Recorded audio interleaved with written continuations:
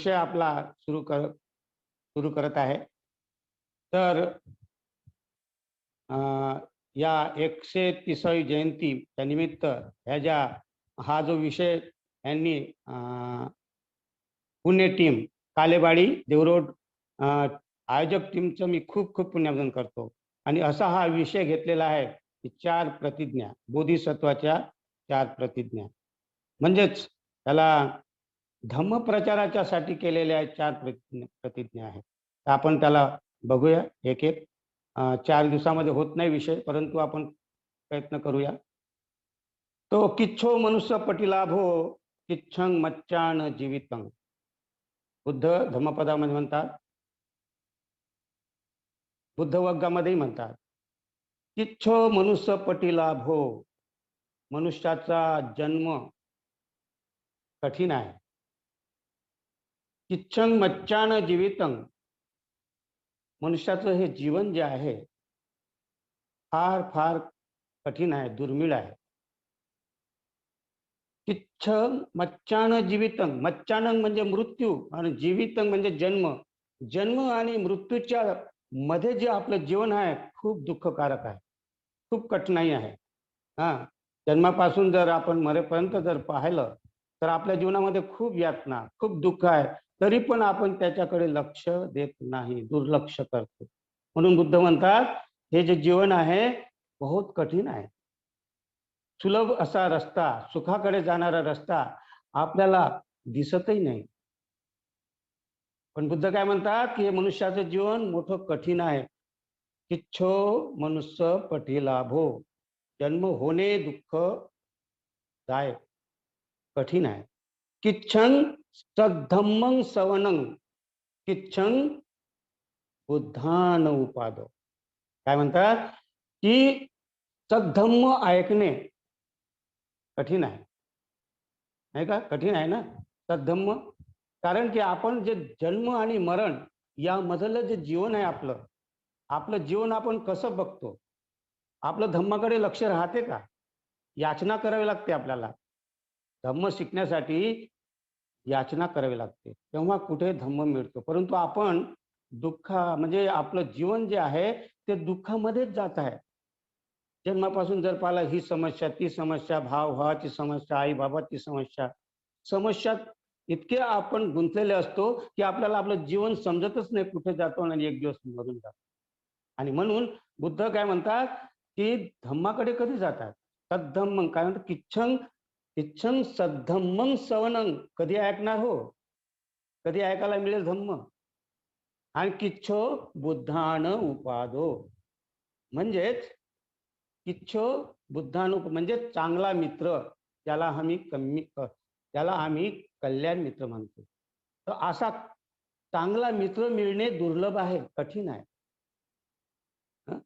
कल्याण मित्र बुद्ध ह्या गाथेमध्ये काय आपल्याला इशारा करतात की आपल्याला सांग, किच्छो मनुष्य पटिलाभो किच्छं मच्चानं जीवितं, किच्छं सद्धम्मं सवनं, किच्छं बुद्धान उपादो। चांगला मित्र, चांगला कल्याण मित्र जीवनात मिळणे कठीण आहे, कारण आपण चुकतो। आणि आज आपण बाबासाहेबांनी आपल्याला जी दीक्षा दिली आहे, दीक्षा देताना काय म्हणतात बाबासाहेब? बाबासाहेब म्हणतात की माझा तुमच्यावर पूर्ण विश्वास आहे, माझा तुमच्यावर पूर्ण विश्वास आहे।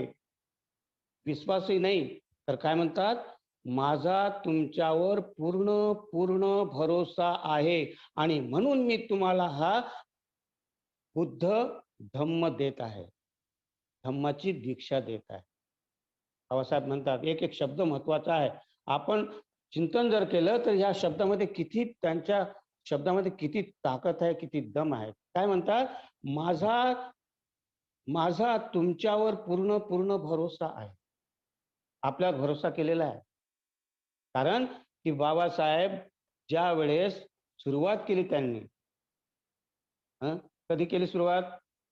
लगभग समजा 1927 साली महाडच्या तळ्यावर घेऊन गेले आणि तेव्हापासून जर ते कार्य करत पण त्यांनी एकट्याने केलं, त्यांच्याबरोबर त्यांचा समाज होता आणि समाज, बाबासाहेबांनी जेव्हा कुठे आवाज दिला तर समाज धावून जायचा. म्हणजेच बाबासाहेब काय म्हणतात, की माझा तुमच्यावर पूर्ण पूर्ण भरोसा आहे आणि म्हणून मी तुम्हाला हा बुद्ध देत आहे, धम्माची दीक्षा देत आहे. ठीक, बुद्ध असंच आपल्या शिष्यांना सांगतात. काय म्हणतात बुद्ध? को इमं पठवी विजय सती यम लोकंच इमं सदेवकं. को, को म्हणजे कोण, पठवी म्हणजे पृथ्वी, विजय सती म्हणजे विजय प्राप्त करणे, जिंकणे. काय म्हणतात बुद्ध? को इमं पठवी विजय सती यम लोकंच इमं सदेवकं. हो धम्म पदं सुदेशितं कुशलो पुप्पमेव पचे सती. काय म्हणतात हो? बुद्ध आपल्या शिष्यांना, भिक्षू बसलेले आहेत, भिक्षुनिया बसलेली आहे, उपासक आणि उपासिका, म्हणून बुद्ध शिष्य म्हणतात. शिष्य शिष्य म्हटलं तर सर्वच येतात त्याच्यामध्ये. भिक्षू, भिक्षुनी, उपासक, उपासिका, त्याला आपण फॉलोअर म्हणतो. तर बुद्ध काय म्हणतात अशा शिष्यांना, को इमंग पठवी, कोण असा वीर आहे या पृथ्वी पाठीवर, पृथ्वीच्या पाठीवर? कोण असा वीर आहे की यम लोकंच इम सदेवकं, की हे मृत्यूवर विजय प्राप्त करणारा असा कोण वीर आहे या पृथ्वीच्या पाठीवर? को धम्म पदं सुदेशितं. कोण असा वीर आहे या पृथ्वीच्या पाठीवर की जो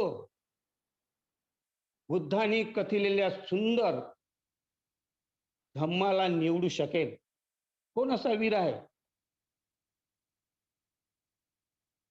कुशलो पुप्फमेव पचेसती. ज्याप्रमाणे कुशल, कुशलो म्हणजे कुशल, पुप्फमेव म्हणजे माडी, बगीचाचा माडी. तर ज्याप्रमाणे एक बगीचाचा माडी बागवान बगीच्यातील सुंदर, आकर्षित आणि सुगंधित पुष्पांची निवड करतो, त्याप्रमाणे कोण असा या पृथ्वीवर वीर आहे की जो बुद्धांनी कथिलेल्या सुंदर अशा धम्माची निवड करू शकेल? कोण असा वीर आहे या पृथ्वीच्या पाठीवर की मृत्यूवर विजय पाहू शकेल? हो इमंग पठवी विजय सती यम लोकंच इमंग सदेवकं. यमलोक म्हणजे मृत्यूलोक. मृत्यूवर कोण विजय पाहू शकणार आहे? अशा प्रकारचं आव्हान करतात बुद्ध आपल्या शिष्यांना आणि शिष्य एक दुसऱ्याचे चेहरे पाहतात. बुद्ध काय म्हणत आहे? शांत वातावरण, जसे तुम्ही ऐकत आहात त्याप्रमाणे बुद्धाचे शिष्य बघत होते की बुद्ध काय सांगत आहे. आणि मग बुद्धच मौन तोडतात. काय म्हणतात?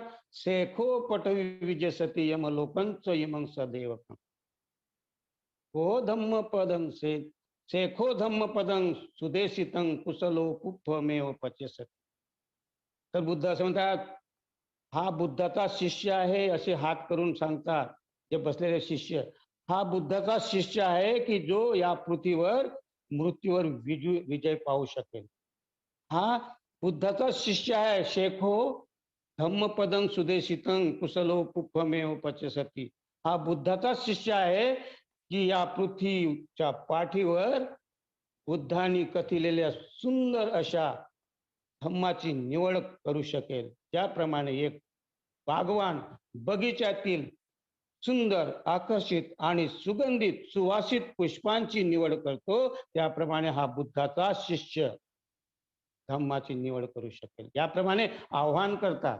त्याचप्रमाणे बाबासाहेब पण आव्हान करतात.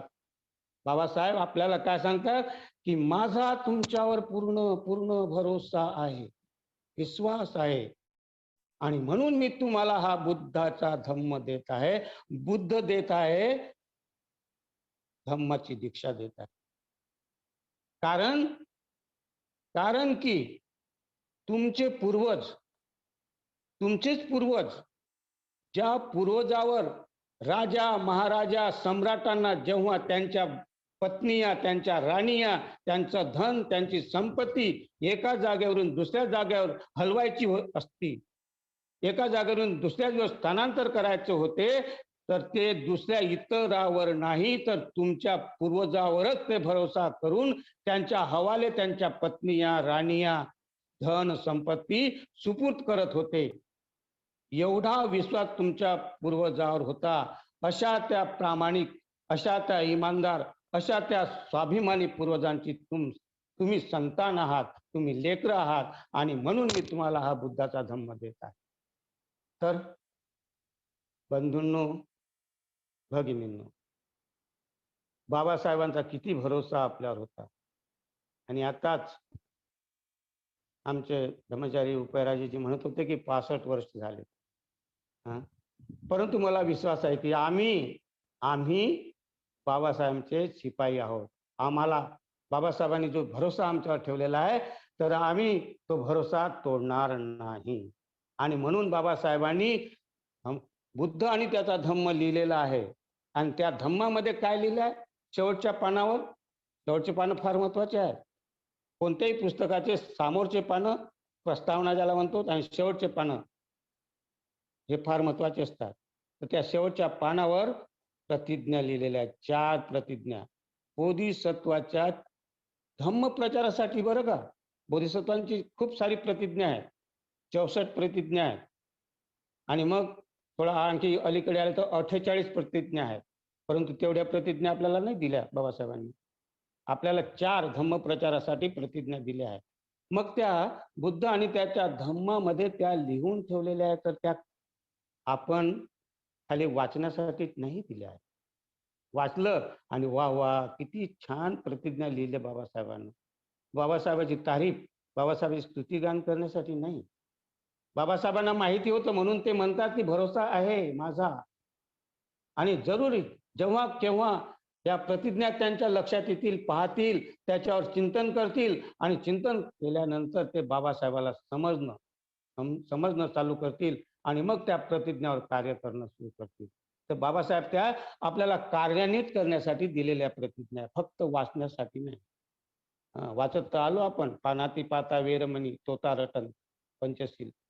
तशा प्रकारे हे बुद्ध आणि त्याच्या धम्मामध्ये असंच तोता रटन सारखं जर आपण वाचलं तर काय होणार. म्हणून आपल्याला त्या प्रतिज्ञावर चिंतन करावं लागेल. प्रतिज्ञा आपल्याला फार महत्वाची आहे आणि त्या प्रतिज्ञा म्हणजेच बोधिसत्वाच्या प्रतिज्ञा आहे. शिलाचरण तर आपल्यासाठी आहेच. मग ते पंचशील असो, अष्टशील असो, 10 शील असो, अष्टांगिक मार्ग असो, पारामिता असो, शील आहेच, सद्गुण आहेच. परंतु बोधिसत्वाच्या प्रतिज्ञाही फार महत्वाच्या आहेत. आणि त्या महत्वाच्या प्रतिज्ञा म्हणजेच बोधिसत्वाने केलेल्या आहेत. तर बोधिसत्व कोण? हु इज बोधिसत्व? कोण आहे बोधिसत्व? तर बोधिसत्वाच्या मी मागे जात नाही, आपल्याला बोधिसत्व खूप माहिती आहे. फक्त मी इथेच सांगतो की बोधिसत्व तुम्ही आणि आम्ही बोधिसत्व आहोत. आणि म्हणून बाबासाहेबांनी त्या प्रतिज्ञा तिथे दिलेल्या आहे. कारण आपण बोधिसत्व हळूहळू जेव्हा तो प्रतिज्ञा घेतो की जो एक दुसऱ्याला जर प्रेरित करतो तो बोधिसत्व आहे. आणि बोधिसत्व तुम्ही आणि आम्ही आहोत. बोधी म्हणजे ज्ञान, बुद्धत्व, उच्च सर्वोच्च ज्ञान. आणि त्या ज्ञानाच्या मार्गाने लागलेला जो प्राणी आहे, सत्व आहे, त्याला म्हणतात बोधिसत्व. तर बोधिसत्व तुम्ही आहात, आम्ही आहोत. आणि म्हणून बाबासाहेबांनी भरोसा करून या प्रतिज्ञा आपल्याला दिलेल्या आहेत. परंतु आपण चुकत आलेला. असं म्हणतात ना की एक बुद्धत्व प्राप्त झाल्यानंतर बुद्ध सारनाथकडे निघाले पंचवर्गीय भिक्षूसाठी आणि रस्त्यात एक उपक नावाचा एक त्यांना संन्यासी मिळाला. आणि ह्या उपकाने जेव्हा बुद्धाला पाहिलं तर त्यांचं सुंदर मुखमंडल, स्वर्ण तेज आणि त्यांची चाल हत्यासारखी पाहून तो एकदम गदगदित झाला आणि त्याला असं वाटलं की ईश्वर तर नाही आहे. आणि तो विचारतोय, तुम्ही ईश्वर आहात का? बुद्ध म्हणते, नाही, मी बुद्ध आहे. काय म्हणतात? बुद्ध काय म्हणतात? नाही, मी ईश्वर नाही, बुद्ध आहे. पण तो ऐकतच नाही. बुद्ध आहे ऐकतच नाही, आपलंच लावतो. काय म्हणतो? तुम्ही देवता आहात? बुद्ध म्हणते, नाही, मी बुद्ध आहे, ही देवता नाही. पुन्हा काय म्हणतात की तुम्ही गंधर्व आहे? गंधर्व म्हणजे ते स्वर्गामध्ये परी नाचतात ना, ढोलक वाजवतात, त्याला गंधर्व म्हणतात. अशी त्यावेळेची किंवदंती होती. आणि ते त्याला माहित होता. हा उपक मख्खली गोसालचा शिष्य होता. आणि मख्खली गोसाल हा कोण होता? नियतिवादी होता. नियतिवाद म्हणजे शाश्वतवाद. आणि शाश्वतवाद म्हणजेच ईश्वराकडे जाणारा मार्ग. तर त्याच्या मनामध्ये तेच भुसा भरलेला होता की ईश्वर आहे, आत्मा आहे. म्हणून तो तशीच कल्पना करत होता आणि बुद्ध सांगत होता की मी बुद्ध आहे, बुद्ध आहे. पण हा बुद्ध ऐकतच नव्हता, कानच नव्हते त्याचे. तर तो काय म्हणतो, तुम्ही ईश्वर आहात, तुम्ही गंधर्व आहात, तुम्ही देवता आहात. आणि मग काय म्हणतो, मग म्हणते तुम्ही कोण आहात? हां, तुमचा गुरु कोण आहे? मग बुद्धाला असं वाटलं की याला सांगावं, कारण की कोणी याचना करतो तेव्हा बुद्ध सांगतात. परंतु बुद्धाने थोडी प्रयत्न केला सांगण्याचा, ऐकतच नाही. तेव्हा सांगतात सब्बा भिभू, सब्बा भिभू, सब्बा भिभू विदू हमस्मी. सभ्येषु धम्मेषु अनुपलितो सबंजहो तन खयो विमुक्तो स्वयं अभियाय कमुद्दिश्ययं. काय म्हणतात, मी सर्व जन्म आणि मृत्यू, उदय आणि लय याचं रहस्य जाणतो. बुद्ध सांगतात त्याला, की तू म्हणतो ना ईश्वर आहे, बुद्ध नाही. नाही, तर हे उपक उपक मी उदय, लय आणि उदय, जन्म आणि मृत्यू याचं रहस्य जाणतो. आणि मी सर्व विकारापासून अलिप्त आहे. सभ्येषु धम्मेषु, धम्मेषु म्हणजे धम्मेषु अनुपलितो, ज्या जितके प्रकारचे म्हणजे अकुशल जे विकार आहे त्या सर्व विकारापासून मी अलिप्त आहे. सबंज हो तन खयो विमुक्तो, सर्व तृष्णापासून, सर्व प्रकारची तृष्णा म्हणजेच काम, भव, विभव, जेवढ्या काही वासना, इच्छा, चाहत ज्याला आपण म्हणतो, या सर्व तृष्णापासून मी विमुक्त आहे. आणि काय म्हणते, संयंग अभियाय कमुदी संयंग, मी सर्वच ज्ञाता आहे, मी सर्वच जाणतो, रहस्य जाणतो, लोकांचे रहस्य जाणतो. हा, मग माझा गुरु कोणी नाही, मी कोणाकडे बोट दाखवू? असं म्हणतात. संयंग अभियाय कमुदी संयंग, कमुदी संयंग म्हणजे बोट दाखवणे. मी कोणाला गुरु म्हणू? कोण माझा गुरु? मी बुद्ध आहे. आणि शेवटी म्हणतात मी बुद्ध आहे, तरी पण तो उपक असा डोकं खाजवतो आणि निघून जातो. चुकला तो. अगर त्याने याचना केली असती त्यावेळेस की हे बुद्ध काय आहे आणि तुम्ही सर्व विमुक्त झालेले आहात, राग द्वेषापासून विमुक्त झाले, सर्व विकारातून मुक्त आहात, तर थोडा मला सांगाल का, याचना कराल? याचना जर केली असती तर पहिला शिष्य झाला असता तो. परंतु तो चुकला. अशाच सारखे बाबासाहेबांनी आपल्याला दीक्षा दिली आणि त्यानंतर आम्ही एवढे वर्ष जे आपण म्हणतो, तर आपणही कसे आहोत? चुकत तर नाही, आपल्याला पाहायचं आहे. परंतु नाही, मला असं वाटतंय की उपक सारखे सर्व नाही, सारीपुत्रासारखेही लोक आहेत. सारीपुत्रानं काय केलं? सारीपुत्राने औषधयुताने सांगितलं, एक शब्द सांगितला, 2 गाथा, एक गाथामध्ये त्याने समजावून सांगितलं. आणि सारीपुत्र सर्व विद्वान होता आणि तो समजला लवकर. तर आपण सारीपुत्रासारखे आहोत. ते जे ऐकतात या भारतामध्ये जे जे काही आता आपण पाहतो, आपले धर्मचारी गण, मित्रगण, सहायक गण, जे जे काही आहेत, हे सारीपुत्रासारखे आहेत. आणि ते उपकासारखे आहे, त्यांच्यावर आपल्याला लक्ष द्यायचं नाही. आपण सारीपुत्रासारखे आहोत आणि हा धम्म आपल्याला लोकांकडे घेऊन जायचा आहे.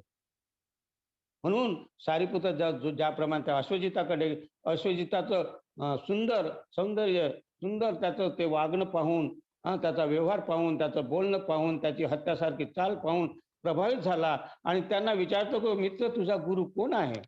सारीपुत्र त्याला विचारतो की मित्र तुझा गुरु कोण आहे? तुझं अशी सुंदर चाल, तुझं सुंदर बोलणं, तुझं बसणं, तुझं उठणं फार प्रभावित करून गेलं मला. आणि मग तुझा कोण आहे? तर तेव्हा तो सांगतो की माझा गुरु महाश्रमण बुद्ध आहे. आणि मी आता नवीन झालेला आहे, परंतु त्यांच्या बुद्धाचा सार जो आहे तो मित्र मी तुला सांगतो. आणि तो सार सांगतो, काय म्हणतो, हे धम्मा हेतू पभवा तथागता आह. हीच बाब बुद्धाने त्याला सांगितली की मी जन्म आणि मरणाचं रहस्य जाणतो, असं त्या उपकाला सांगितलं. परंतु तो चुकला. परंतु सारीपुत्राला काय सांगितलं, हे धम्मा हेतू पभवा तथागता आह. जे जे काही धर्म, जे जे काही वस्तू, जे जे काही निर्माण होते, त्या ते सकारण होते हे तथागत बुद्ध सांगतात. काय म्हणतो? जे जे काही वस्तू निर्माण होत आहे, हे धम्मा हेतू भवा तथागत तेसंग हेतू तथागत आह. म्हणजे जी जी वस्तू निर्माण होते त्या वस्तूचा हेतू, त्या वस्तूचं कारण, उत्पन्न होण्याचं कारण बुद्ध सांगतात. आणि सकारण वस्तू नष्ट होते हे बुद्ध सांगतात. तेसंच यो निरोधो एवं वादी महासमनो. आणि जी काही वस्तू निर्माण होते ती सकारण निर्माण होते आणि सकारण कारण सहित नष्ट होते. हा सिद्धांत महाश्रमण गौतम बुद्धाचा आहे मित्र. आणि हे एवढं ऐकून तो सारिपुत्र प्रभावित झाला आणि बुद्धाकडे धावून गेला. त्याप्रमाणे आपणही त्याच प्रकारचे सारिपुत्रासारखे आहोत आणि आपण धम्म हा घरोघरी घेऊन जाण्याचा आपल्याला अशाचसाठी बाबासाहेबांनी ह्या प्रतिज्ञा दिलेल्या आहेत. अशा लोकांसाठी दिलेल्या आहे की हे लोक जेव्हा या पुस्तकावरची त्या प्रतिज्ञा वाचतील तर घरोघरी पोहोचतील. आणि म्हणून या प्रतिज्ञा या इथून सुरू होतात. तर बोधिसत्व तुम्ही आणि आम्ही. मग बोधिसत्वाची मी परिभाषा करीन तर वेळ लागणार आहे. तर मग बोधिसत्वाची प्रतिज्ञा पहिले कोणती आहे की जीवसृष्टी ही आहे असीम. जीवसृष्टी ही आहे असीम या प्रतिज्ञा आपण करूया. सर्वांना भवसागर पार करण्याची. तर भवसागर पार करण्याची, आता बघा, भवसागर पार करण्याची सर्वांना प्रतिज्ञा देत आहे ना. आपल्याला प्रतिज्ञा जे बुद्ध आहेत, बौद्ध आहेत, त्यांना प्रतिज्ञा देत आहे बाबासाहेब. तर भवसागर सर्वांवर त्यांनी जिम्मेदारी दिलेली आहे. ही जबाबदारी एकाची नाही. बाबासाहेब तर त्यांनी जे कार्य करायचं केलं, पण त्यांना असं वाटत होतं की माझे जे भावी बोधिसत्व आहेत हे सर्व, ते जर या प्रतिज्ञा पाहतील तर भवसागर म्हणजे सर्वांना पार करण्याची प्रतिज्ञा देतील. तर भवसागर म्हणजे काय? तो भवसागर पार कसा होईल? आता भवसागर म्हणजे मामूली गोष्ट आहे का? नाही. भवसागर पार करणं खूप कठीण आहे. त्यासाठी पोहणंच नाही तर त्याला स्मृतिवान असलं पाहिजे. जीवजंतू आहेत, आपली रक्षा करता करता सागर पार करणं म्हणजे एवढं काही सोपं नाही. परंतु बुद्ध काय म्हणतात, बौद्ध होणंही कठीण आहे. भवसागर कठीण तर आहेच, पण भवसागरापेक्षाही बौद्ध होणं कठीण आहे.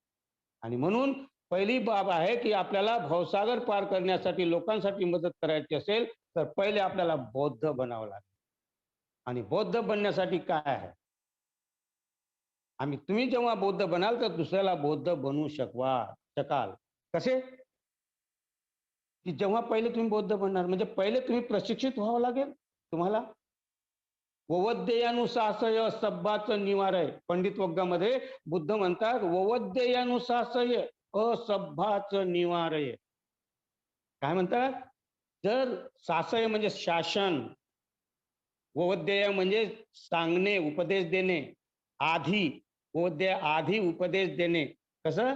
असभ्याचं निवारय. सभा म्हणजे सभ्य सज्जन और असभ्य म्हणजे दुर्जन. आणि दुर्गुणी ज्याला असभ्य म्हणतो आपण. असभ्य म्हणजे दुर्गुणी, दुर्जन. तर काय म्हणतात बुद्ध इथे? ववद्येयानुशासय. जर तुम्हाला धम्म सांगायचा असेल दुसऱ्याला तर आधी आपल्यामध्ये जे दुर्गुण आहेत, जे जे जे काही दुर्गुण आहेत, तू काय म्हणतात असभ्य आहे, निवारण करावं लागेल. तर पहिले आपल्यामध्ये जे दुर्गुण आहे ते दुर्गुणातून मुक्त व्हा आणि मग लोकांना सांगा. असं बुद्ध म्हणतात इथे. काय? ववद्येयानुशासय असभ्याचं निवारय. म्हणजे जे जे काही आपल्यामध्ये असभ्यता आहे, दुर्गुण आहे, ते दूर करा, बाजूला करा, नष्ट करा आणि मग तुम्ही दुसऱ्याला उपदेश द्या, सांगा, असं बुद्ध म्हणतात. तर बौद्धसाठी कर्तव्य दिलेले आहे काही. तर आपल्याला ते कर्तव्य बुद्ध निरवग्गामध्ये सांगतात. काय सांगतात? कैरांचे कैराथेन तल्लमेतं परक्तमे. चारच गोष्टी सांगितल्या. काय म्हणतात? कैरांचे कैराथेन. पहिली कैरांचे, दुसरा कैराथेन, तिसरा काय होते? दल्लमेतं परक्तमे. चार बाबी, चार गोष्टी. काय म्हणतात? कैरांचे म्हणजे कर्तव्य. जे कर्तव्य आहे बौद्धांचं, कैरांचे कैराथेनं, जे कर्तव्य आहे ते कर्तव्य करा. कैराथेनं करा, गप्प बसू नका. जर बौद्ध आहात तुम्ही, तर ते बुद्धांचे जे कर्तव्य आहे, तर एका बौद्धाला ते कर्तव्य करावंच लागेल. और कसे? दल्लमेतं पराक्रमे. पराक्रमे म्हणजे पराक्रम करा. पराक्रम याला म्हटलं पराक्रम. कुस्ती लढणे त्याला पराक्रम नाही. लोकांना मारणे पराक्रम नाही. 1000 लोक मारा तुम्ही, तो पराक्रम नाही. पराक्रम म्हणजे जो आपल्या आतील ज्या वाईट आहे, जे आपले पाप कर्म ज्याला असं म्हणतात, त्या बुराई ज्याला आपण म्हणतो, याच्यावर जर पराक्रम केला, यांना नष्ट करण्यासाठी, त्याला पराक्रम. पराक्रम खूप मोठा शब्द आहे. प्रधानसुत्तामध्ये पण पराक्रम शब्द येतो. तर म्हणून काय म्हणते, दल्लमेतं दृढ निश्चय. तर काय म्हणतात बुद्ध, कैरांचे कैराथेनं दल्लमेतं पराक्रमे. म्हणजे जे कर्तव्य आहेत बौद्धांचे, ते कर्तव्य पूर्ण करा. आणि असे करा की असा पराक्रम करा की दृढ निश्चयाच्या बरोबर, दृढ निश्चय करून असा पराक्रम करा की जे कर्तव्य सांगितले आहे. तर कोणते कर्तव्य सांगितले बौद्धासाठी? तर बाबासाहेबांनी 5 कर्तव्य दिले आहे, पंचशील ज्याला आपण म्हणतो. हा, म्हणून दुसरी लाईन काय म्हणतात बुद्ध काय म्हणतात?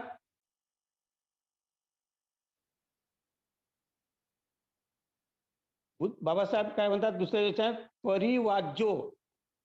परिवाज्यो. परिवाज्यो म्हणजे प्रवचित होणार, दीक्षा घेणार, दीक्षा घेणे. हा, दीक्षा घेणं म्हणजे काय? तर आपण धम्माची दीक्षा घेतो, धम्ममित्र आहोत, धम्मचारी आहोत, अशासारखी बौद्धाची पण दीक्षा होते. आणि आपल्याला दीक्षा दिलेली, आपण दीक्षा घेतलेले, प्रवचित झालेले आहोत, म्हणजेच आपण बौद्ध आहोत. जर कोणी आपल्याला बौद्ध म्हणतो, कोणी आपल्याला बौद्ध म्हणतो, तर बोधी म्हटल्यानंतर काय होते? बोधी जर आपण म्हटलं आपल्याला, तर बोधी म्हणजे ज्ञान. आणि ज्ञान प्राप्त करण्यासाठी आपण बौद्ध बनणं आवश्यक आहे आणि बौद्धाची दीक्षा घेणं आवश्यक आहे. आणि म्हणून आपण काय करतो बौद्ध दीक्षा घेण्यासाठी? तर आपण जेव्हा आपण लग्न समारंभ होतो, तर तिथे आपण नवरदेव नवरींना पांढरे कपडे कसे टाकतो, आपण त्यांना कसं घालतो? घालवण्यासाठी का लावतो? कारण की त्यांना आपण दीक्षा देतो. कोण दीक्षा देतो तिथे? तर बाबासाहेबांना आणखीन एक शब्द सांगितला आहे, दरेकाने दरेकाला दीक्षा द्यावी. काय म्हटलंय? पण एवढंच ऐकलं आपण. हा, आपण काय ऐकलं? एवढंच ऐकलं आहे. काय ऐकलं आहे? की दरेकाने दरेकाला दीक्षा द्यावी. लेकिन परंतु त्याच्या पुढे बाबासाहेबांनी काय म्हटलं, की जो पंचशीलचं आचरण करेल तो पंचशिलाची दीक्षा देईल, जो दशशिलाचं आचरण करेल तो दशशिलाची. म्हणजे सिलवानच माणूस दीक्षा देऊ शकतो, हे आपण ऐकलंच नाही. आणि म्हणून लग्नात दारू पिऊन लोक काय लावतात? लग्न लावतात. किंवा लग्न लावल्यानंतर दारूच्या भट्टीकडे जातात. आणि म्हणून म्हणून काय म्हणतात? आकिरीते भियो आकिरीते रजंग. भियो आकिरीते रजंग. काय म्हणतात बुद्ध? भियो आकिरीते म्हणजे उडवणे. आणि रजंग म्हणजे धूळ. रज म्हणजे धूळ, धूळ उडवणे. तर काय म्हणतात त्याचं? शिथिलोही परिवाजो धियो आकिरते रजंग. रज म्हणजे धूळ, त्याला आपण मराठीमध्ये अमरावतीकडे गागरा म्हणतात. धूळ उडवणे, धूळ उडवणे. तर बैलगाडी जात होती, धूळ उडत होती, तर डोळ्यामध्ये जाऊ शकते, नाही का? तर बुद्ध इथं काय म्हणतात? की शिथिलोही परिवाजो. शिथिल म्हणजे ढिले ढाले. तर मला असे ढिले ढाले बौद्ध नको, की जो धूळ उडवतात. असे धूळ उडवणारे बौद्ध नको. म्हणजे बुद्ध काय म्हणतात इथे, की जर आपण बौद्ध आहोत तर आपण धूळ उडवणारे नसले पाहिजे. हा, तर आपण तोता रटन ज्याचा पानाती पाता म्हणतो, हा, तो मैत्रीपूर्ण कर्म करून, जेव्हा आपण म्हणतो पानाती पाता वेरमणी किंवा अदिन्नदान आहे, पंचशील जेव्हा म्हणतो तर आपण पंचशिलाचं आचरण करतो का? जर आपण पंचशिलाचं आचरण करीत नाही तर आपण धूळ उडवण्यासारखे आहोत, आहे का? तर बौद्ध, मी कोण आहे? बौद्ध आहे. कोणाला सांगायचं मी बौद्ध आहे आणि दारू पितो, तर हा धूळ उडवत आहे. मी बौद्ध आहे आणि चोरी करतो, तर हा धूळ उडवण्यासारखा आहे. तर बुद्ध काय म्हणतात तिथे, असे दीक्षित नको जे धूळ उडवणारे आहेत. आणि म्हणून बाबासाहेबांनी पंचशीलच दिलं आहे आणि पंचशील देऊन बाबासाहेबांनी दीक्षाच्या वेळेस आपल्यावर भरोसा केलेला आहे आणि म्हटलं आहे की तुम्ही दीक्षा देऊ शकता, दरेकाने दरेकाला दीक्षा द्यावी हा अधिकार मी तुम्हाला देतो, असं बाबासाहेब जेव्हा म्हणतात तर फक्त ते धूळ उडवण्यासाठी नाही. आणि म्हणून आपल्याला इथे बौद्ध बनण्यासाठी काय करावं लागेल? पराक्रम करावा लागेल, दृढनिश्चय करावा लागेल आणि कर्तव्य जे पंचशील मैत्रीपूर्ण कर्म करून मुक्त हस्ते दान करणे, शांती संतुष्टाचा पालन करणे, नित्य सत्य व्यवहार करणे आणि नशापानातून दूर म्हणजे स्मृती ठेवून जागृत ठेवून कार्य करणे, या हे कर्तव्य दिलेले आहे. आणि याच्या विरुद्ध जर आपण करतो तो समजा की आपण धूळ उडवत आहोत बौद्ध म्हणून. आणि म्हणून प्रतिज्ञामध्ये काय आहे की पहिले बौद्ध बनावं लागेल भवसागर पार करण्यासाठी. कारण ते 1 इंची शिथिलंकम मंग, बुद्ध काय म्हणतात? 1 इंची शिथिलंकम मंग, असे शिथिल म्हणजे असे ढिले ढाले कर्म करू नका. काय म्हणतात? 1 इंची शिथिलंकम मंग संखी लिठंच यंग वतंग. वतंग, वत म्हणजे व्रत, वतंग हा शब्द फार महत्वाचा आहे. वत, वत म्हणजे व्रत. आणि व्रत म्हणजे काय? ते उपास करतात ना, 8 दिवस 10 दिवस 1 दिवस उपास करतात. पाणी पण पित नाही. जल निर्जल म्हणतात. जेवण करत नाही, या उपास तापास करतात, आहे ना, 10-10 दिवसात 1-1 महिन्याचे. तर याला व्रत म्हणत नाही. बुद्धाने याला व्रत नाही म्हटलं आहे. व्रत हा फार शब्द महत्वाचा आहे. अपभ्रंश होत आहे या शब्दाचा. व्रत म्हणजे प्रतिज्ञा, व्रत म्हणजे कमिटमेंट. म्हणजे कसं की जर तुम्हाला एकच शील घ्यायचं आहे, जर तुम्ही म्हटलं मैत्रीपूर्ण कर्म करणं, तुम्ही एकच शील अगर जर मी एक सप्ताह 1 महिना 2 महिने तरी घेईन तर एकच शील घेईन, एका शिलामध्ये परिपूर्णता प्राप्त करीन, याला व्रत म्हणतात. बुद्धानं असं सांगितलेलं आहे. जर तुम्हाला पंचशील घ्यायचं तर 5 शिलाचं व्रत घेऊ शकता. जर तुम्हाला असं वाटतं एकच शील मी घेऊ, 1 महिने 2 महिने 3 महिने चालेल, दुसरं शील नंतर घ्या, याला व्रत म्हटलेलं आहे. व्रत धम्मपदामध्ये जागोजागी आलेला शब्द, त्याला म्हणतात कधी अवत. अवत म्हणजे अव्रत, म्हणजे व्रत न करणारा. आणि सुवत, सुवत म्हणजे सुव्रत करणारा. याच्यासाठी असे शब्द दिलेले आहेत धम्मपदामध्ये. व्रत म्हणजे उपास तापास नाही, तर व्रत म्हणजे कमिटमेंट. एका शिलाबद्दल तुम्ही कमिटमेंट करू शकता. अशासाठी बुद्ध काय म्हणतात इथे, तर धूळ उडवणारे व्रत काय म्हणतात इथे, संखी लिठन. संखी लिठनचं, संखिलिठ म्हणजे धूळ उडवणे.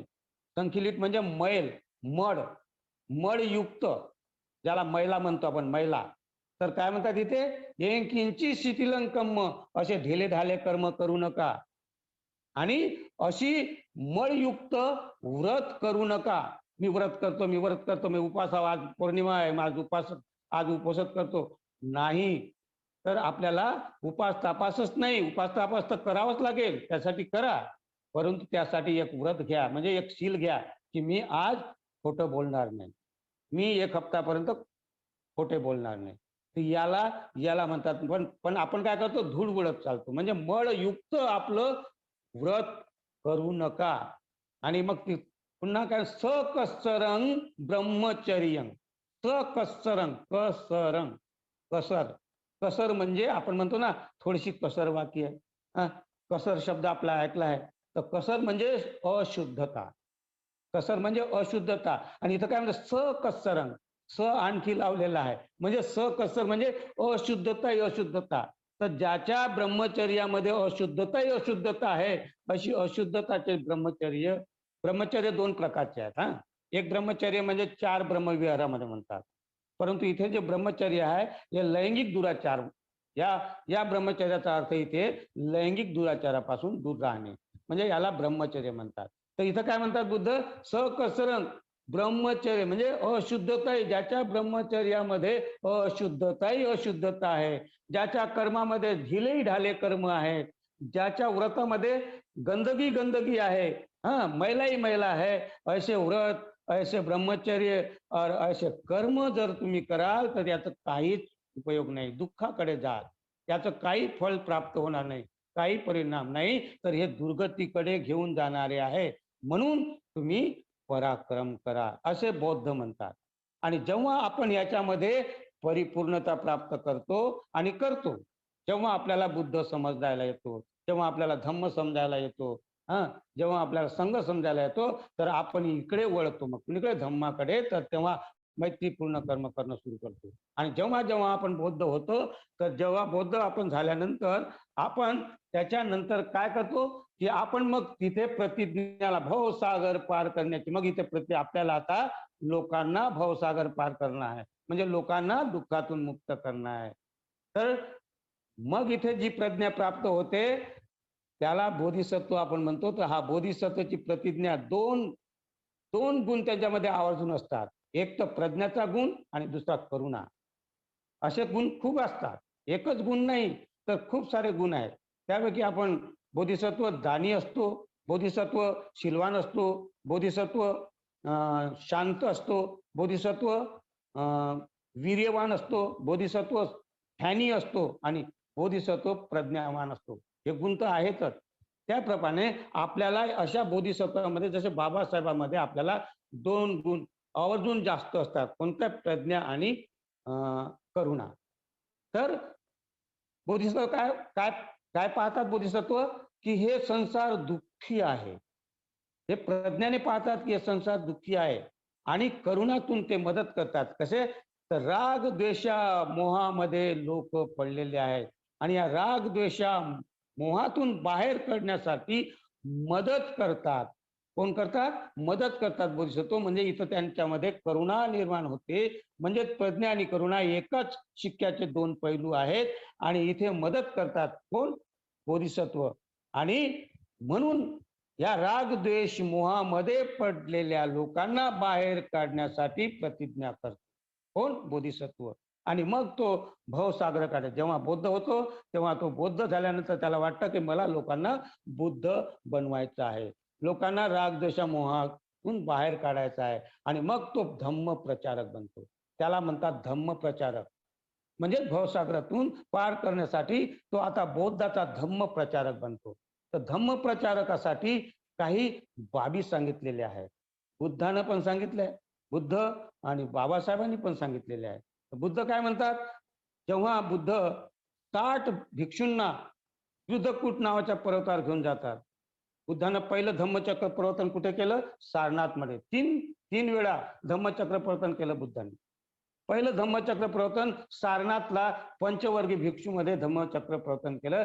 त्या धम्मचक्र प्रवर्तनाला श्रावक यान म्हणतात. आणि दुसरं जेव्हा धम्मचक्र प्रवर्तन केलं त्या धम्मचक्र प्रवर्तनाला बोधिसत्व यान म्हणतात. तर बुद्धांनी काय केलं? चरत भिक्खवे चारिकं बहुजन हिताय बहुजन सुखाय लोकानुकंपाय अथाय हिताय सुखाय देव मनुष्यानं मायेचे दे गमितं तेसते भिक्खवे धम्मं आदि कल्याणं मज्ज कल्याणं परियसन कल्याणं सात सब्ब व्यंजनं केवल परिपुन्नं परिशुद्धं ब्रह्मचर्यं प्रकाशत. ही गाथा केव्हा सांगितली? 60 भिक्षू जे अर्हत होते, पहिले पंचवर्गीय भिक्षू, मग यश आला 6वा, त्याचे 4 मित्र, मग 4 मित्राचे आणखीन जे मित्र 50, असे मिळून 55 हे लोक झाले आणि पहिले पंचवर्गीय भिक्षू आणि बुद्ध 61. असे हे 61 लोक गृध्रकूट पर्वतावर जाऊन भगवान बुद्धांनी तिथे जो उपदेश दिला बोधिसत्व यान म्हणतात. आणि इथं जेव्हा बोधिसत्व यान म्हणजे तुम्ही बोधिसत्व आहात, आता तुम्ही सक्षम आहात, आता तुम्ही धम्मप्रचारासाठी निघा, एका जागेवर राहू नका आणि एका बरोबर दोघे जाऊ नका, तुम्ही सक्षम झालेला आहात. चरत भिक्खवे. आजचा भिक्षू जर आपण पाहिलं तर विहारामध्ये राहतो, धम्मप्रचार करण्यासाठी घरी घरी. अरे बुद्धांना देखा, बुद्धाला पहा तुम्ही, बुद्ध घरी बसले नाही, आश्रमात राहिले नाही, बुद्ध कोणाच्या घरी बसले नाही, तर ते धम्म प्रचार करत राहिले. भिक्षा भिक्षा मागत होते ते पण. हं. तर बुद्धच सांगतात चरत भिक्कवे चारिकं, चालत राहा, धम्म प्रचार करत राहा. हं. तर हीच शिक्षा बाबासाहेबांनी म्हटलं, की आपल्याला असा धम्म सेवक पाहिजे. मी त्याला धम्मप्रचारक म्हटलेला आहे. असे धम्मप्रचारक म्हणजे बाबासाहेब म्हणतात, मला असे धम्मसेवक पाहिजे आणि असे धम्मसेवक निर्माण करायचे आहे आणि त्यासाठी ह्या प्रतिज्ञा आहे. तर धम्मसेवकासाठी त्यांनी खूप साऱ्या बाबी सांगितलेल्या आहेत बाबासाहेबांनी. तर आपल्याला धम्मप्रचारासाठी खूप साऱ्या बाबी आहेत, परंतु मी एवढं इथे काही सांगणार नाही, कारण ते लंबलचक प्रवचन होत आहे. त्यासाठी धम्मसेवकसाठी सर्वात पहिली गोष्ट म्हणजे आत्मविश्वासी आणि आत्मनिर्भर पाहिजे. बाबासाहेब म्हणतात, की आत्मविश्वासी पाहिजे आणि आत्मनिर्भर स्वयंदीप भव आपण म्हणतो. म्हणजेच परमप्रकाशित नको. आणि नंतर दुसरी बाब सांगतात, की निष्ठावान पाहिजे. म्हणजेच बुद्ध धम्म संघावर ज्याची निष्ठा आहे, ज्याची श्रद्धा आहे. असा निष्ठावान आणि निष्ठावान कधी होणार आहे, की जेव्हा बुद्ध समजायला येईल, धम्म समजायला येईल, संघ समजायला येईल. स्पष्टता जोपर्यंत येणार नाही, तोपर्यंत तो पुढे जाऊ शकत. आणि म्हणून निष्ठावान होणं खूप गरजेचं आहे. निष्ठावान होण्यासाठी बुद्ध धम्म संघ समजायला खूप आवश्यक आहे.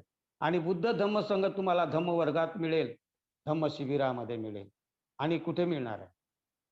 धम्म इथे इथे तुम्हाला बुद्ध स्पष्ट होईल. आणि मग त्याच्यानंतर आहे शीलवान. पण बुद्ध बाबासाहेब काय म्हणतात, प्रचंड शीलवान पाहिजे. प्रचंड शब्द लावला इथे. म्हणजे शीलवान तर पाहिजेच. आपण बौद्ध म्हणजे शीलवान पाहिलात. परंतु इथे बाबासाहेब म्हणते मला असा शीलवान पाहिजे धम्मसेवक. कसा? की बुद्ध जसे म्हणतात. बुद्ध जसे काय म्हणतात बुद्ध? न वाकर्ण मत्तेन वन्न पोखरताय वा. बुद्ध काय म्हणतात? न वाकर्ण मत्तेन वन्न पोखरताय वा. जर कोणी नर पुरुष किती सुंदर असला, किती हँडसम असला, देखणा असला आणि तो मधुरभाषी असला, खूप मधुर बोलणारा असला, पण जरी त्याच्या आतमध्ये काय म्हणतात, त्याच्या आतमध्ये साधू रूपो नरो होती इत्सुकी मत्सरी सठो. अर्थात इत्सुकी म्हणजे ईर्ष्यालू, जलसी, मत्सरी म्हणजे हावरेपण आणि सठो म्हणजे कपटी, छळ करणारा, कपट करणारा. जर वरून किती सुंदर दिसणारा असो, हँडसम असो, देखणा असो, मधुर भाषी असो, खूप मधुर बोलणारा असो, भाषण देणारा असो, प्रवचन देणारा असो, पण जर तो आतमध्ये ईर्ष्यालू आहे, जलसी आहे त्याच्यामध्ये, छळ करणारा आहे, कपट करणारा आहे, हावरेपण आहे त्याच्यामध्ये, या सर्व दुर्गुणाने युक्त आहे, तो भला माणूस होऊ शकत नाही, बुद्ध म्हणतात. साधू रूप होणार, साधू म्हणजे भला, अच्छा, चांगला. तो साधू रूप होऊ शकत नाही. हं. तर काय म्हणतात मग? यस्य चेतं समुच्छिन्नं मूलघच्चं समूहतं. काय म्हणतात? यस्य चेतं, तर ज्याचं चित्त ईर्ष्यापासून, हावरेपणापासून आणि षड कपटापासून अलिप्त आहे, त्यानं या षड कपट, हावरेपण आणि जलसी, ईर्ष्या ही नष्ट केलेली आहे. यस्य चेतं, असं चित्त की ज्यानं नष्ट केलेलं आहे. यस्य चेतं समुच्छिन्नं, छिन्न भिन्न केलेलं आहे. मूलघच्चं म्हणजे नष्टच केलं आहे, जड सहित, मूळ सहित. जसं वर झाड दिसते ना, त्या जडामुळे आहेत. त्याची जडे खूप दूर गेलेली आहेत, त्यांची मुळे खूप दूर गेलेली आहेत. जर आपण त्या मुळालाच नष्ट केलं तर झाड खतम होईल, नष्ट होईल. म्हणून इथे काय म्हणतात बुद्ध, की ज्यानं आपलं मुळासहित, त्यानं काय केलं, मुळासहित नष्ट केलेला आहे. यस्य चेतं समुच्छिन्नं मूलघच्चं समूहतं, नष्ट केलेला आहे. कशाला? ईर्ष्याला, मत्सरला, जलन, गुस्सा याला ज्यानं नष्ट केलेला आहे. आणि मग काय म्हणतात, सवंत दोषो मेघावी, तो बुद्धिमान आहे. सवंत दोषो मेघावी. सवंत, वंत म्हणजे वांती, उलटी, त्याला म्हणतात वोकणे. पहा बुद्ध काय सांगतात, खूप छान गाथा आहे ही. धम्मठ्ठ वग्गामध्ये येते हे गाथा. काय म्हणतात? वंत दोषो मेघावी साधू रूपोती उच्चती. त्याला मी भला माणूस म्हणतो, त्याला मी शुद्ध पुरुष म्हणतो. कोणाला? की सवंत दोषो. वंत म्हणजे ज्यानं आपल्या आतमधील सर्वच अकुशलाला ओकून टाकलं आहे, त्याला मी भला माणूस म्हणतो. सवंत दोषो मेघावी. त्याला मी बुद्धिमान, विद्वान आणि भला माणूस म्हणतो. बुद्ध म्हणतात. बाबासाहेब असेच सिलवान म्हणतात. बाबासाहेब काय म्हणतात? प्रचंड सिलवान, म्हणजे मला असा सिलवान पाहिजे. कसा सिलवान पाहिजे? असा की ज्याप्रमाणे बुद्धाने सांगितला की ज्यानं सर्व अकुशलाला ओकून टाकलं, हं, ज्यानं आपल्यामधलं ईर्ष्या, आपल्यामधलं छळ कपट, आपल्यामधलं हावरेपण नष्ट केलं, असा पुरुष सिलवान, असा सिलवान पुरुष धम्मसेवक पाहिजे. बाबासाहेब म्हणतात असा धम्मसेवक आपल्याला निर्माण करायचा आहे. आणि म्हणून असा जेव्हा जो धम्म प्रचारक होईल, तो भवसागर म्हणजेच धम्माची नाव पुढे घेऊन जाऊन तो बुद्धत्वाच्या किनाऱ्यावर लावून शकेल. म्हणून बाबासाहेब म्हणतात की धम्म धर कसा पाहिजे आपला धम्म प्रचारक, अशा सारखा पाहिजे की जेणेकरून तो या धम्माचा गाळा पुढे घेऊ जाऊ शकेल. पण काय आहे आपल्यामध्ये, आपण लग्न लावतो, लग्न लावण्यामध्ये मग आपण तिथे त्रिशरण पंचशील देतो. तो कोण देतो तिथे? हा, पांढरे कपडे आपण दीक्षा देतो ना. बाबासाहेबांनी हे पांढरे कपडे घालून नवरदेव आणि नवरीला कशासाठी सांगितलं? याच्यासाठी सांगितलं की कमीत कमी तो त्याचं जीवन आतापर्यंत जर ते गेलेलं आहे अंधकारामध्ये, परंतु इथे तो दीक्षित होत आहे. आणि इथे दीक्षित झाला म्हणजे त्याला त्रिशरण, आपण त्रिशरणामध्ये त्याला प्रतिज्ञाबद्ध करत असतो. म्हणून त्रिशरण देतो आणि मग त्याच्यानंतर आपण त्याला काय देतो? पंचशील देतो. म्हणजे जो देणारा जो असतो तो सिलवान जर असला तर इथून तुमचा धम्म प्रचार सुरू होतो. आणि तिथे मग आपण त्यांना प्रतिज्ञा देतो की मी अपमान करणार नाही, सन्मान करीन, अशासारखी ज्या प्रतिज्ञा देतो ना, कशासाठी? हे बुद्धाकडून आलेली शिक्षा, हा, ही म्हणजेच बुद्ध बनवण्याची, बौद्ध बनवण्याची शिक्षा आहे. तर आपण जेव्हा जेव्हा जेव्हा आपण पाहतो, तर मला मी किती सारे असे लग्न पाहतो की लोक लोक दारू पिऊन लग्न लावतात.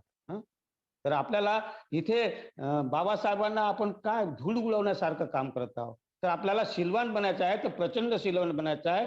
आपल्याला धम्मप्रचार आपल्याला इतका भरोसा केलेला आहे, तर बाबासाहेबांचा भरोसा आपल्याला तोडता कामा नये आणि आपल्याला लोकांना सावध करायला शिकवलं पाहिजे. आणि म्हणून इथे बाबासाहेब धम्मसेवकची ही परिभाषा करतात की बुद्ध कसा पाहिजे धम्मसेवक?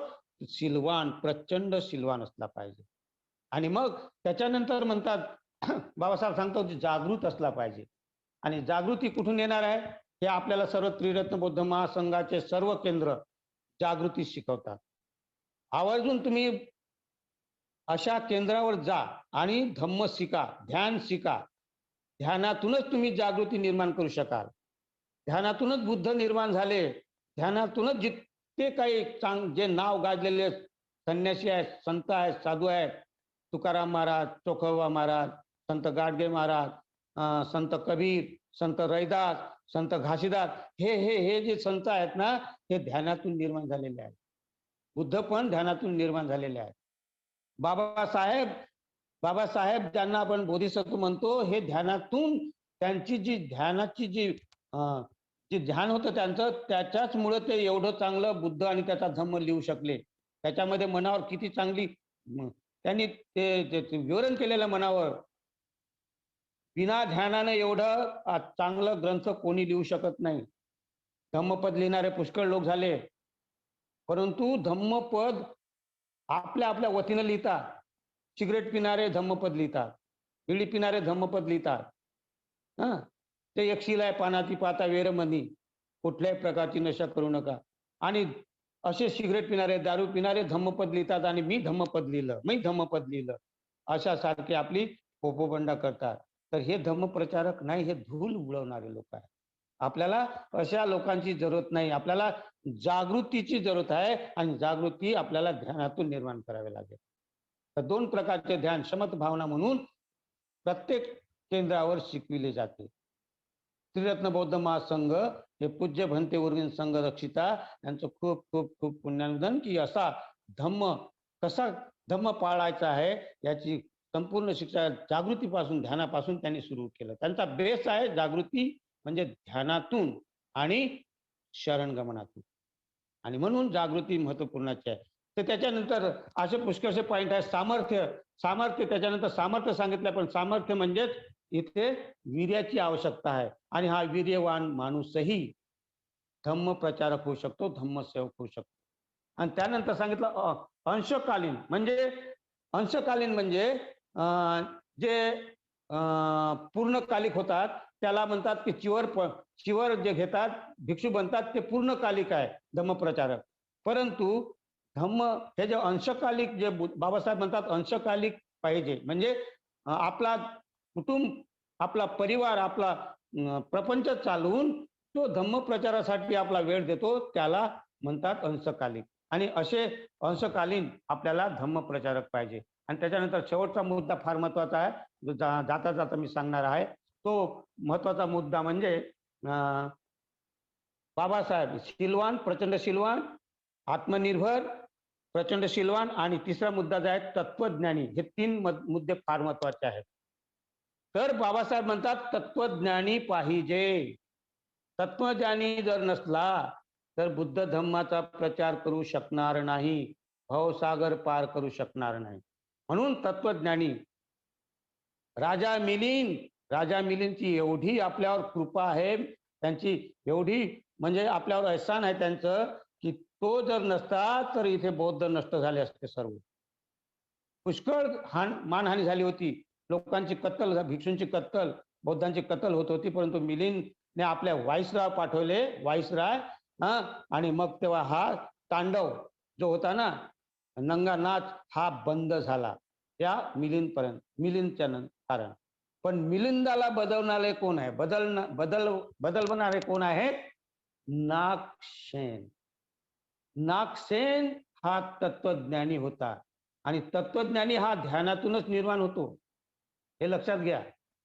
ध्यानातूनच तत्वज्ञानी निर्माण होता. जे ध्यान करतात तेच तत्वज्ञानी होतात. बिना ध्यानचे तत्वज्ञानी होऊ शकत नाही. नागसेन आले, नागसेन तत्वज्ञानी होता. अनेक प्रश्नाचा उत्तर देत देत देत त्यांचं मन त्यानं जिंकलं, आणि तो मिलिंद राजा बुद्धाकडे धावत आला. म्हणजेच नागसेनाचा किती प्रभाव होता. तत्वज्ञानी असे पाहिजे.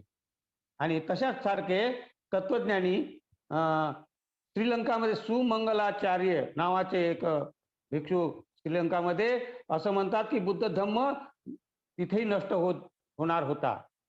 आणि अशा वेळेस सुमंगलाचार्य आणि एक गुणानंद हे दोन महाथेरो, ह्या दोन्हींनी तितकी बाजू लागली. हे तत्वज्ञानी त्यांनी वादविवादामध्ये वादविवाद केला, आणि त्या वादविवादामध्ये श्रीलंकामध्ये ईसाईंना हरवलं, आणि म्हणून तिथे बुद्ध धम्म वाचला. नाही तर तिथेही बुद्ध धम्म नष्ट झाला असता. म्हणजेच बुद्ध धम्म चा प्रचार करणाऱ्याला तत्वज्ञानी किती महत्वाची आहे. मी खोलावर जाणार नाही, तुम्हाला माहिती आहे श्रीलंकामध्ये सुमंगलाचार्य आणि यांनी जो वाद घातला होता त्याच्यामध्ये त्यांनी जिंकले, आणि तेव्हापासून तिथे जे वालकाट वगैरे येणं चालू झालं, आणि ब्लाव टस्की वगैरे, मग तिथे बुद्ध धम्माचा आणखी प्रचार प्रसार झाला, आणि बुद्ध धम्म श्रीलंकामध्ये जो पहिले होता त्यासारखे आणखी वाढत गेला. त्याचप्रमाणे नागार्जुनच्या वेळेची एक कथा, एक घटना आहे. नागार्जुनचे शिष्य आर्यदेव, तर त्यावेळेसही मातुचेष्ट नावाचा एक ब्राह्मण खूप वादविवादामध्ये निपुण होता. हा ब्राह्मणी होता, ब्राह्मी धर्मांचा हा नायक होता, आणि त्यानं चैलन केलं होतं, कारण की बुद्ध धर्माचा प्रचार खूप चालत होता. नागार्जुनांचं नाव सर्वत्र पसरत होतं. नागार्जुन नागार्जुन नागार्जुनही नाव सर्वांच्या मुखी होतं, आणि मगून त्याला चीड होती, आणि म्हणून त्यानं एक वादविवाद चॅलेंज केलं की जो कोणी मला जिंकेल वादविवादामध्ये मी त्याचा धर्म स्वीकारेल, किंवा जो कोणी हारेल तर तो माझा धर्म स्वीकारेल, असं चॅलेंज केलं होतं त्या मातृचेष्ट ब्राह्मणाने. आणि मग नागार्जुन गेलाच नाही, तर त्यानं आपल्या माणसाला पाठवलं, आणि त्या चॅलेंज स्वीकारण्यासाठी त्यांना तयार कर. नागार्जुनाकडे एक माणूस आला त्यांचा, ज्याला आपण सचिव म्हणतो, काही जे काही म्हणतो, तर तो येऊन नागार्जुनाला म्हणता की आमच्या मातृचे ब्राह्मणांनी आमच्या गुरुंनी चॅलेंज केलेलं आहे तुम्हाला, जर तुम्ही त्यांना हरवाल तर ते तुमचा धर्म स्वीकार करतील. नागार्जुन खाली शिर हलवलं, अशी मुंडी हलवली आणि तो गेला. तो तिथे आर्यदेव होता. आर्यदेवाकडे पाहिलं नागार्जुनानं. नागार्जुन म्हणजे इशारा केला आणि आर्यदेव म्हणतात ठीक आहे भंतेजी, मी जातो. आणि मग आर्यदेव गेले तिथे, नागार्जुन नाही गेले. आर्यदेव गेले वादविवादामध्ये आणि तिथे वादविवाद जसे उभा झाला तर आर्यदेव म्हणजे त्याला एक डोळा नव्हता, एकच डोळा होता. एका डोळ्याने तो अंधा होता. एकच डोळा होता त्याचा आर्यदेवाचा. तर त्या आर्यदेवाला पाहून आणि तो पाहत होता की मातुचेष्टया नागार्जुन येईल, तर त्यांना विचारलं, नागार्जुन नाही आला. तर तो सेवक काय म्हणतो की या नागार्जुन यांना पाठवलं आणि यांना पाठवलं म्हटलं तर तो आग बबुला झाला, एकदम आग बबुला झाला. आणि आग बबुला झाल्यानंतर काय म्हणतो की हा एक डोळ्याचा कणवा माझ्याशी काय वाद करणार आहे. सर्वांच्या समोर असं जेव्हा म्हटलं तर तेव्हा काय म्हणतो तो आर्यदेव, हे मातुचेष्ट, तुझ्या त्रिनयनवाल्या शंकरानं जे परमार्थ सत्य पाहिलं नाही ते मी एका डोळ्यानं पाहिलेलं आहे, चल वाद कर. आणि जेव्हा वादविवाद झाला तर तिथे हारला आणि मग तोच मातृचेष्ट ब्राह्मण शेवटी काय झाला की तो बुद्ध झाला आणि त्यांनी चांगले प्रकरण लिहिले बुद्धावर. असं होते, असे तत्वज्ञानी पाहिजे. आणि बुद्ध घोष इथून श्रीलंकेला गेला आणि श्रीलंकेला जाऊन तिथले श्रीलंकाचे लोक बुद्ध घोषाला म्हणत, तुम कसे आले तुम्ही इथे? तर त्यांनी परीक्षा घेतली, बुद्धाचं साहित्य पाहिजे म्हणून. मी पालू प्राकृतिक मध्ये करणार आहे, तर बुद्ध साहित्य मागत होत. श्रीलंकामध्ये साहित्य होतं, परंतु ते साहित्य आपल्याकडे कसं येईल, पण त्यासाठी त्यांनी परीक्षा घेतली. तर त्या भिक्षूने काय विचारलं, अंतो जटा बही जटा जटाय जटिता पजा तंग तंग गौतम पुच्छामी, तंग तंग गौतम पुच्छामी किंग इमंग विजटये जटंती. तर ह्या जटावर जटा, आत जटा, बाहेर जटा, जटावर जटा, या कृष्णारूपी जटा, या कृष्णारूपी जटातून कसा मुक्त होईल, कोण मुक्त होईल? तर त्यानं उत्तर दिलं, कोण? बुद्ध घोषानं, तत्वज्ञानी. तर त्यांनी काय म्हटलं, चिले पती चित्त आहे नरो संपयो चित्तं पय्यंच भावय. म्हणजे जो मनुष्य किंवा जो भिक्खू, आतपो निपको भिक्खू, म्हणजे जो भिक्खू, तो मनुष्य काय म्हणतात, शिलामध्ये पहिले प्रतिष्ठित होऊन समाधी ध्यान साधना करता करता प्रज्ञा प्राप्त करतो, तोच या तृष्णारूपी जटातून मुक्त होतो. अशा प्रकारे त्यांनी उत्तर दिलं. त्या संतुष्टी झाली आणि असे तत्वज्ञानी आपल्याला निर्माण करायचे. बाबासाहेब म्हणतात, असे तत्वज्ञानी निर्माण करा जेणेकरून तुम्ही बोधिसत्व, जे बोधिसत्वाची प्रतिज्ञा आहे भवसागरातून पार करण्याची, तर ह्या 3 बाबी जर लक्षात ठेवल्या आपण भवसागर पार करण्यासाठी, तर पहिले बौद्ध बनावं लागेल, दुसरं धम्मप्रचारक बनावं लागेल आणि तिसरं तत्वज्ञानी बनावं लागेल. तेव्हाच आपण धम्मप्रचारक बनू शकतो, धम्मची नाव पुढे घेऊन जाऊ शकतो आणि भवसागरातून सर्वांना पार करू शकतो. तर मी तुमच्या पुढे हे 3 बाबी भवसागरातून पार करण्याची तुमच्या पुढे मांडण्याचा प्रयत्न केला. आणि ह्या ज्या प्रतिज्ञा आहेत, 4 प्रतिज्ञा, या प्रतिज्ञाची जीवसृष्टी ही आहे असीम. या प्रतिज्ञा आपण करूया सर्वांना भवसागर पार करण्याची. तर माझी निवेदन आहे, जे होस्ट आहेत त्यांना, होस्टना मेस्ट्राम जे कोण आहेत होस्ट, तर सर्वांचे माईक उघडे करा. आपण प्रतिज्ञा घेऊया पहिली. असा हात करा सर्व आणि मी पहिले म्हणेल आणि तुम्ही सर्व म्हणायचे आणि त्यानंतर आपला आजचा हा प्रवचन समाप्त होईल. सर्व म्यूट करा, सर्वांना अनम्यूट करा, सर्वांचे अनम्यूट करा. आणि अशी प्रतिज्ञा घेण्यासाठी असा हात करा, असा हात करा. आपण सर्व प्रतिज्ञा घेऊ. पहिली प्रतिज्ञा आहे जीव. तर सर्व मी पहिले म्हणणार आहे आणि त्यानंतर तुम्ही सर्व म्हणावे. तर सर्व आपण प्रतिज्ञा घेऊ. पहिली प्रतिज्ञा घेऊया. जीवसृष्टी ही आहे असीम. या हो या. प्रतिज्ञा आपण करूया.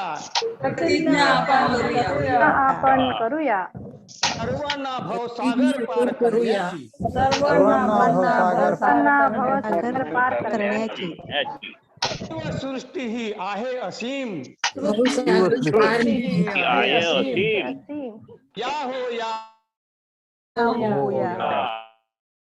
आपण करूया आपण करूया भवसागर पार आपण करूया भवसागर पार करण्याची सृष्टी ही आहे असीम